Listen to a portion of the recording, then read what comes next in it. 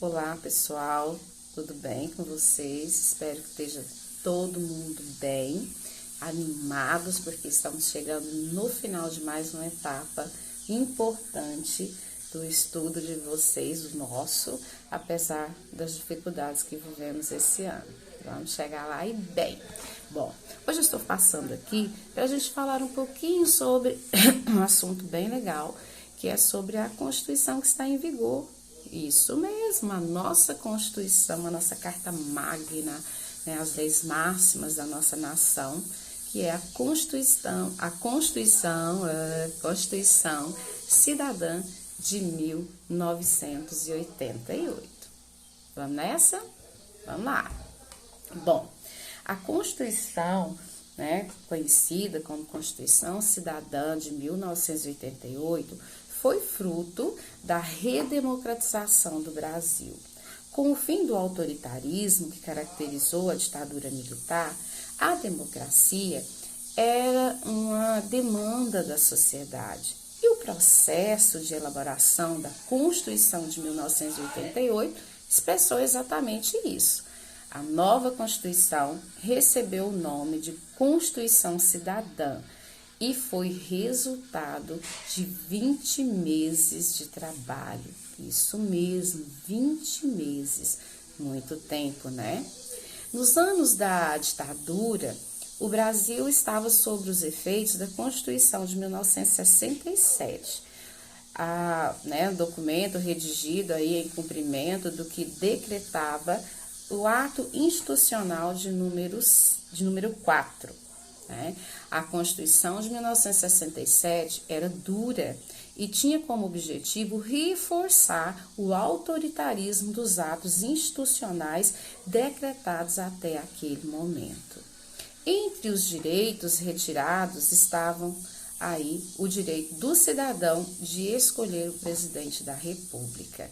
Exatamente, de escolher o presidente da República, nem isso as pessoas não podiam, né? O cidadão não podia. Um dos símbolos dessa reivindicação foi um manifesto assinado por uma série de intelectuais daquele momento. Esse documento foi lido em 1977 por Goffredo da Silva Telles. Ele era um jurista, professor universitário na Faculdade de Direito da Universidade de São Paulo. Nesse manifesto, conhecido como Carta aos Brasileiros, os autores demandavam uma nova Constituição para o Brasil e o retorno, claro, da democracia. Na década de 1980, a ditadura, que já estava enfraquecida, teve que enfrentar a manifestação dos brasileiros pelo retorno do voto direto para a escolha do presidente. As manifestações ficaram conhecidas como diretas já, que você já ouviu falar bastante, né? E surgiram em apoio à emenda emenda constitucional Dante de Oliveira. Mesmo com a mobilização popular e as gigantescas manifestações, a emenda não foi aprovada. E a eleição de 1985 aconteceu por voto indireto. Isso mesmo, né? Não conseguiram, apesar de toda a manifestação, que o voto acontecesse de forma direta, como previa a emenda Dante de Oliveira. Então, mesmo com toda essa manifestação, o voto ainda foi aí de forma, vamos dizer assim, indireta. E, apesar da derrota da emenda, o engajamento da população permaneceu como apoio à candidatura aí, de Tancredo Neves como presidente e José Sarney para vice-presidente.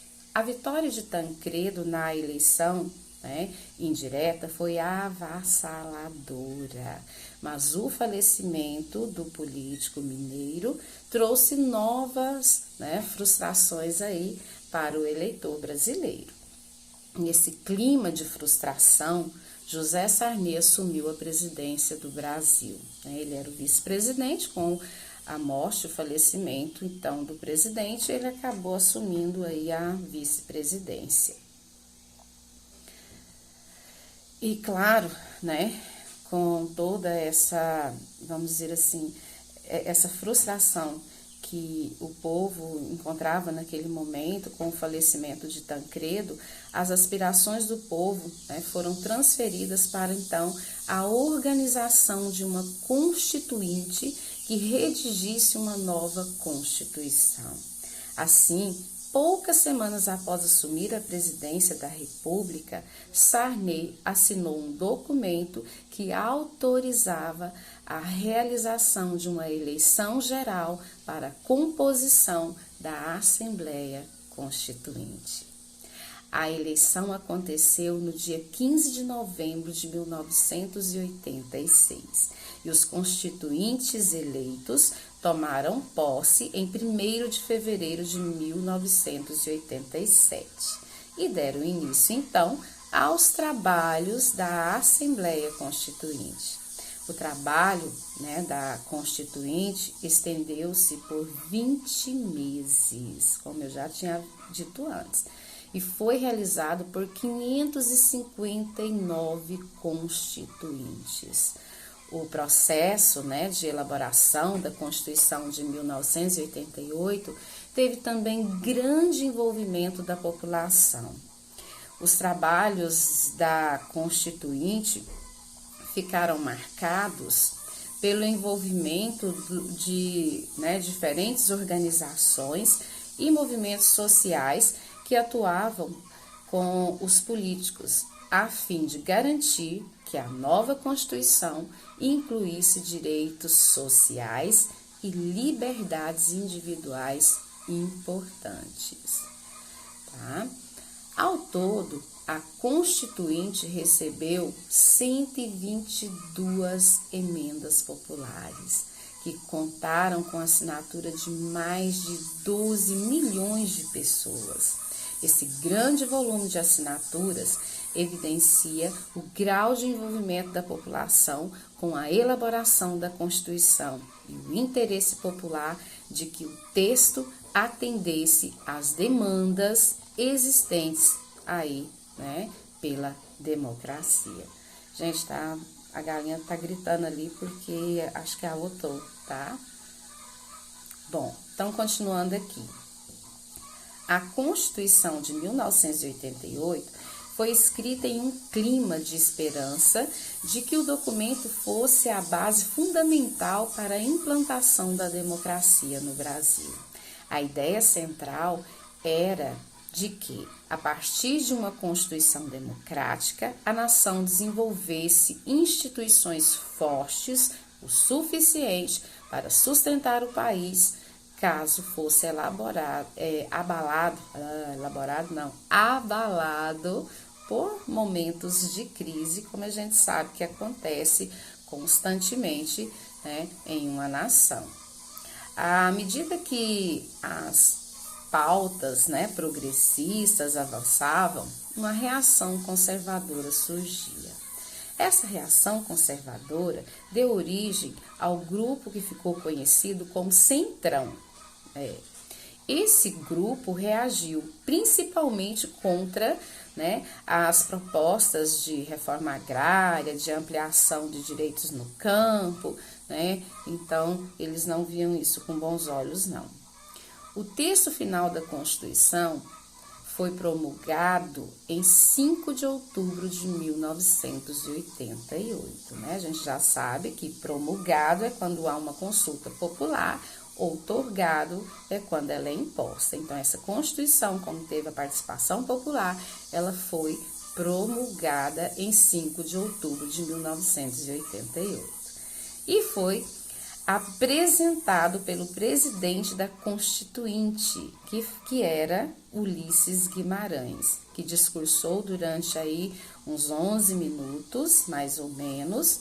No início e no encerramento de sua fala, o presidente da Constituinte, Ulisses Guimarães, afirmou: a nação quer mudar, a nação deve mudar, a nação vai mudar. falas de Ulisses Guimarães. Bom, quais foram então as conquistas dessa Constituição? A Constituição de 1988 é considerada um grande marco para o Brasil e inaugurou o período de maior democracia da nossa história. No Brasil, grandes avanços sociais, aconteceram.